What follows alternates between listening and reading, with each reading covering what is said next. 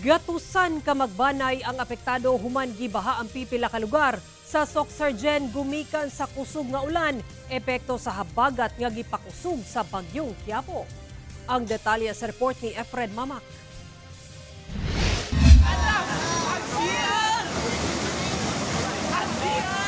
Dakong tubig baha ang midagayday sa suba sa barangay Kalumpang, General Santos City, human mibunok ang kusog nga ulan adlang Huwebes. Gumikan sa kusog nga haguros sa tubig, hinay-hinay nga naanod kining bahin sa balay ug kahoy. Apan ang gikalisang sa mga residente.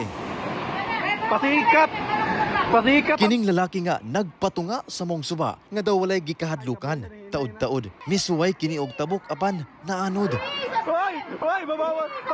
Hala, nawala! Maay na lang kay nakalingkawas kini og mipadaplin. Hoy! Nasuta nga pipilasab kakabalayan ni ini ang nabahaan ug kasamtangang nagtinir sa evacuation center sa maong barangay kung asa nagpadayon ang profiling sa mga apektado sa pagbaha. So sa kakakusog sa tubig, lapas ang tubig ba niya na dito sa ubos, nay dike nga murag nakuha siya so nagkuha ng tubig, nag-agi dito.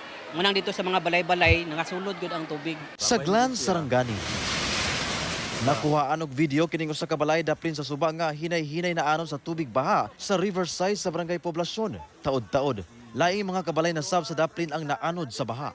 Naguba sab sa kusog nga haguros sa tubig baha kining detour sa Aquino Bridge sa barangay Glan, Padido. Hinoon, passable naman ang tulay alang sa mga light vehicle. Sa Maasim, Sarangani, nakuhaan og video ang ulo sa baha nga mipadulong sa pipila ka kabalayan sa Sitio Dabu, Barangay Mnomo. Pas-pas mibakwit ang mga residente. Sa susamang barangay, Naibuntis guys, nga nasakitan na siyang tiyan kay mga gidayungan sab sa mga residente kining usa ka buntis nga mga nakay nga naatlan sa dakong pagbaha. Hinuon luwas kining na rescue. Nahumol na sab sa dakong pagbaha ang pipila ka kabalayan sa mga lugar. Doon na say mga rescuer ang miasikaso sa mga apektado. Sa Malapatan, Sarangani, malampuson sab na rescue kining usa ka lalaki nga na-trap sa usa ka suba diyang mitaas ang level sa tubig. Apan kining tulay nga nagkonekta sa Malapatan padulong Glan. Gilayong gipasirado sa publiko human na danyo sa dakong pagbaha. Usa ka lane pa lang dinhi ang maagian sa mga motorista. Padayon pa ang restoration works. Samtang milapaw sab ang sapa sa Tiamba, Sarangani, hinungdan nga mibaha sa pipila ka dalan ug kabalayan sa barangay Katubao, lakip sa barangay Badtasan. Sa lungsod sa Glan, usa ka balay duol sa sapa ang naanod ug naguba. Sa barangay Kiogam, nahugno ang usa ka bahin sa kalsada. Sa lungsod sa Malapatan, dili maagian ang Sapu Masla Bridge, humanawasak ang parte sa tulay tungod sa baha. Grabing pagbahasab ang nasinati sa pipila ka barangay sa lungsod sa Maasim.